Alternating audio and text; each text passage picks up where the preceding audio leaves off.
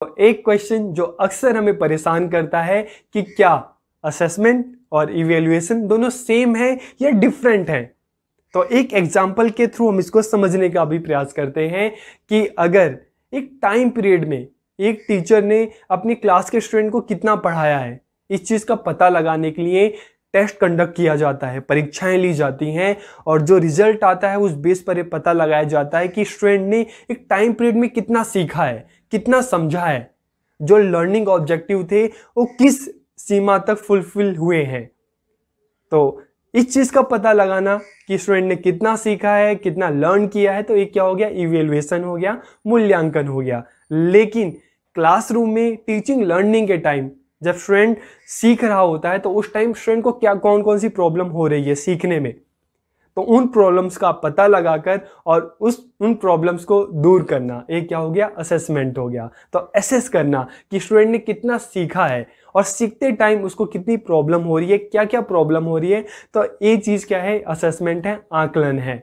तो दोनों में क्या फर्क हुआ, फर्क ये हुआ कि जो इवेल्युएशन हो गया वो जजमेंटल हो गया, निर्णयात्मक हो गया, जिसमें इस निर्णय तक पहुंचा जा रहा है स्टूडेंट के रिजल्ट के बेस पर कि स्टूडेंट पढ़ने में अच्छा है कि नहीं है और लर्निंग ऑब्जेक्टिव किस सीमा तक प्राप्त हुए हैं। लेकिन असेसमेंट में स्टूडेंट की क्या प्रॉब्लम है, लर्निंग से रिलेटेड क्या प्रॉब्लम है, पढ़ते समय उसको कौन कौन सी प्रॉब्लम्स हो रही हैं, कौन कौन सी समस्या आ रही है, उसका पता लगाकर उसको दूर करना, एक क्या हुआ, असेसमेंट हो गया। तो एसेस करना स्टूडेंट को सीखते समय क्या क्या प्रॉब्लम्स हो रही हैं, उनको कैसे दूर किया जा सकता है।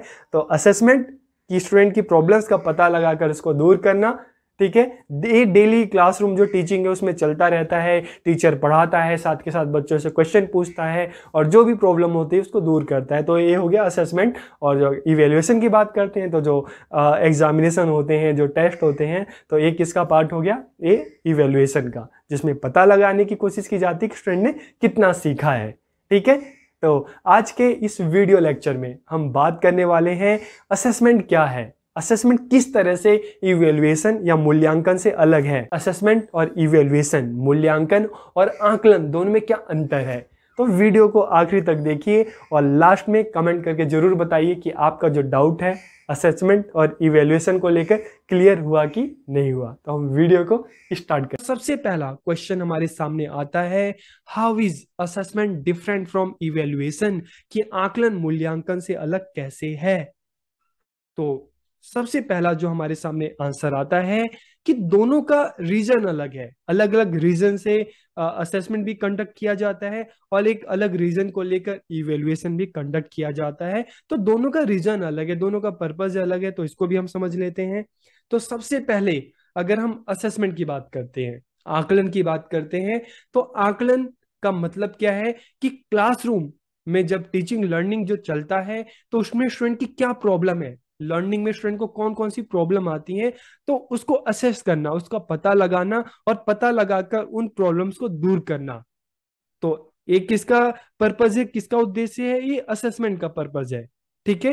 ये आकलन का उद्देश्य है कि क्लासरूम में टीचिंग लर्निंग के टाइम स्टूडेंट को जो प्रॉब्लम आ रही है उसको आइडेंटिफाई करना और उसको दूर करने का प्रयास करना। तो इसलिए हम कहते हैं असेसमेंट जो है ये डायग्नोस्टिक है, ये नैदानिक है, जिसमें स्टूडेंट की समस्याओं का पता लगाकर उनको दूर करने की कोशिश की जा रही है। लेकिन अगर हम इवेल्युएशन की बात करें, मूल्यांकन की बात करें, तो एक टाइम पीरियड में, चाहे 1 मंथ हो गया, 3 मंथ हो गया, 1 ईयर हो गया, एक टाइम पीरियड में स्टूडेंट ने कितना सीखा है, इस चीज का पता लगाने के लिए टेस्ट कंडक्ट किए जाते हैं, एग्जाम लिए जाते हैं, ताकि यह पता लगाया जा सके कि टाइम पीरियड में स्टूडेंट ने कितना सीखा है, जो लर्निंग ऑब्जेक्टिव है वो किस सीमा तक फुलफिल हुए हैं, स्टूडेंट को कितना समझ में आया है। तो इस चीज का पता लगाने के लिए इवेल्युएशन, ठीक है, मूल्यांकन किया जाता है बच्चों का टेस्ट के थ्रू, एग्जाम के थ्रू, ठीक है। इवेल्युएट किया जाता है बच्चों को कि बच्चों ने कितना सीखा है, लर्निंग ऑब्जेक्टिव किस सीमा तक फुलफिल हुए हैं, और उस बेस पर स्टूडेंट को नेक्स्ट क्लास में प्रमोट किया जाता है, ठीक है।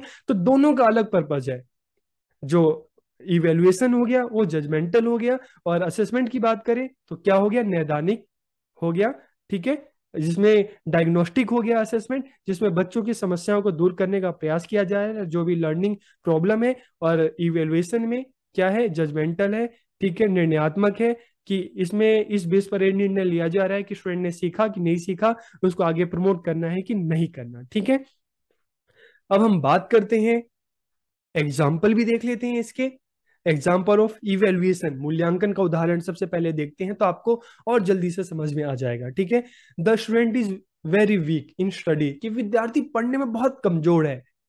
तो इससे हमें क्या पता चल रहा है, इवेल्युएशन इज जजमेंटल, मूल्यांकन जो है निर्णयात्मक होता है। लेकिन अगर हम असेसमेंट की बात करें, if the student is given extra time he she can do well in study, कि अगर बच्चों को अतिरिक्त समय दिया जाए तो वो और अच्छा कर सकते हैं और बेहतर कर सकते हैं। तो देखिए दोनों एग्जाम्पल है जिसमें हमें इवेल्युएशन के बारे में पता चल रहा है कि वो उसके थ्रू ये पता लगाया जाता है कि बच्चों ने एक टाइम पीरियड में कितना सीखा है। तो उस बेस पर निर्णय लिया जाता है कि स्टूडेंट इंटेलिजेंट है या वीक है या एवरेज है। लेकिन अगर हम असेसमेंट की बात करें, जो क्लासरूम में जो टीचिंग लर्निंग के टाइम जो बच्चों को असेस किया जाता है, तो इसमें बच्चों की प्रॉब्लम्स का पता लगाना और उनको किस तरह से दूर किया जा सकता है, इस चीज का करना। ठीक है, तो ये क्या हो गया, ये असेसमेंट हो गया। तो आपको अभी तक समझ में आ गया होगा कि इवेल्युएशन किस तरह से असेसमेंट से अलग है, या असेसमेंट किस तरह से इवेल्युएशन से, मूल्यांकन से अलग है। Difference between assessment and evaluation, आकलन और मूल्यांकन में अंतर। तो सबसे पहले अगर हम असेसमेंट की बात करें, आकलन की बात करें, तो यह जांचता है कि अधिगम कैसा चल रहा है। तो इसका संबंध किससे है, इसका संबंध क्लासरूम में जो टीचिंग लर्निंग हो रही है उससे है। टीचर क्लास में जाता है, बच्चों को पढ़ाता है और साथ के साथ ये भी पता लगाने की कोशिश करता है कि स्टूडेंट सीख रहे हैं कि नहीं और किन स्टूडेंट को सीखने में प्रॉब्लम हो रही है। तो इसके लिए टीचर क्या करता है, बच्चों से क्वेश्चन करता है और उन क्वेश्चन से टीचर को पता चलता है कि किस बच्चों को समझ में आ रहा है, किस बच्चे को समझ में नहीं आ रहा, और किसी को प्रॉब्लम हो रही हो तो साथ के साथ उन प्रॉब्लम्स को भी दूर करने की टीचर कोशिश करता है। लेकिन अगर हम इवेल्युएशन की बात करें, मूल्यांकन की बात करें, तो यह परीक्षण करता है कि बच्चों ने क्या सीखा है। तो एक टाइम पीरियड में, चाहे 3 मंथ हो गया, 6 मंथ हो गया, 1 ईयर हो गया, एक टाइम पीरियड में बच्चों ने कितना सीखा है, जो लर्निंग ऑब्जेक्टिव है, ठीक है, जो अधिगम उद्देश्य है, किस सीमा तक प्राप्त हुए हैं, ये पता लगाने के लिए जो भी टेस्ट लिया जाता है बच्चों का, जो भी एग्जाम कंडक्ट किया जाता है, तो इसके थ्रू ये पता लगाया जाता है कि बच्चों ने एक टाइम पीरियड में कितना सीखा है। ठीक है, तो इसे हम क्या कहेंगे, मूल्यांकन या इवेल्युएशन। फिर अगर असेसमेंट की बात करें, it is conducted during the learning process. जैसे मैंने आपको बताया कि जो अधिगम प्रक्रिया है, इसका संबंध क्लासरूम टीचिंग से है। तो क्लास में टीचर बच्चों को पढ़ा रहा है, साथ के साथ बच्चों का फीडबैक भी ले रहा है, बच्चों से क्वेश्चन कर रहा है, ताकि टीचर को पता चले कि बच्चा कितना सीख रहा है या नहीं सीख रहा है, उसको क्या प्रॉब्लम्स आ रही है। ठीक है, तो it is conducted during the learning process या ड्यूरिंग क्लासरूम टीचिंग। लेकिन इवेल्युएशन की बात करें तो it is conducted at the end of the learning process, कि जब लर्निंग कंप्लीट हो जाती है, सिलेबस कंप्लीट हो जाता है, तो फिर अब ये टेस्ट लिया जाता है, एग्जाम लिए जाते हैं, ताकि पता चले कि एक टाइम पीरियड में बच्चों ने कितना सीखा है। फिर अगर हम थर्ड की बात करें, it help the student to learn from each other, कि विद्यार्थियों को एक दूसरे से सीखने में मदद करता है।